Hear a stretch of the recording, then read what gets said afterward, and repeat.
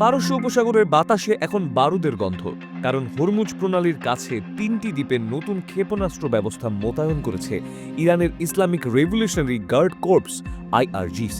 যেন বাঘের মতো নিজের ডেরার সীমানা নির্ধারণ করল Iran. Greater Tunb, lesser Tunb আর আবু মুসা, এই দ্বীপগুলো ৬০০ কিলোমিটার পর্যন্ত শত্রুর ঘাঁটি, জাহাজ, যা কিছু সামনে পড়বে সব গুড়িয়ে দিতে পারবে ইরান। বিশ্লেষকরা বলছেন এর ফলে এ অঞ্চলে নিজেদের শ্রেষ্ঠত্ব প্রমাণে আরেক ধাপ এগিয়ে গেল ইরান।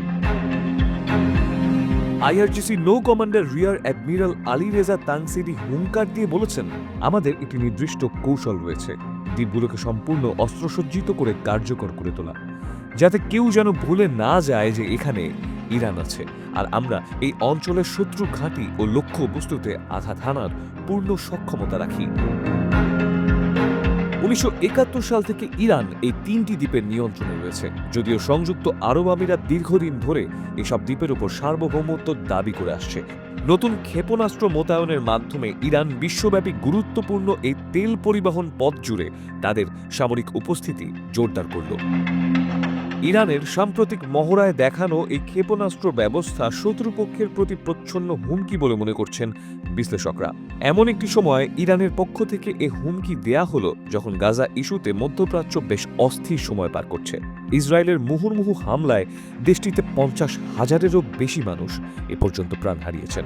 যুক্তরাষ্ট্রের প্রচ্ছন্ন মদদে এসব হামলার সরাসরি প্রতিবাদ জানাচ্ছে ইরান সমর্থিত হুতি, হামাস, হিজবুল্লাহ। আর তাতেই ইরানের সাথে আবারও পরমাণু অস্ত্র চুক্তি নিয়ে উঠে পড়ে লেগেছে ট্রাম্প।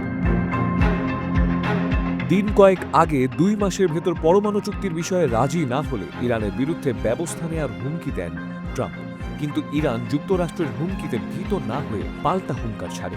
এরপরই যুক্তরাষ্ট্রের বিরুদ্ধে ভিন্ন ভিন্ন বার্তায় কঠোর হুমকি দেন খামেনি ও তার পররাষ্ট্রমন্ত্রী আব্বাস আরকচি।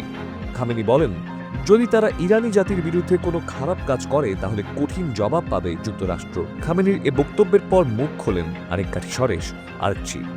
বলেন, শুধু পরমাণু চুক্তি কেন, আমেরিকার সঙ্গে কোনো বিষয়ই আলোচনায় বসতে চায় না ইরান। এরপরই হরমুজ প্রণালীর কাছে ৩টি দ্বীপে নতুন ক্ষেপণাস্ত্র ব্যবস্থা মোতায়েন করল ইরান। ইরানের এই শক্ত অবস্থানের পর যুক্তরাষ্ট্রের মধ্যপ্রাচ্য বিষয়ক দূত উইটকফ অবশ্য ভিন্ন সুর গাইছেন। তার মতে তেহরানের সঙ্গে বিশ্বস্ততা বাড়াতে চান ট্রাম্প। আগের চিঠিটাকেও হুমকি হিসেবে মানতে নারাজ তিনি।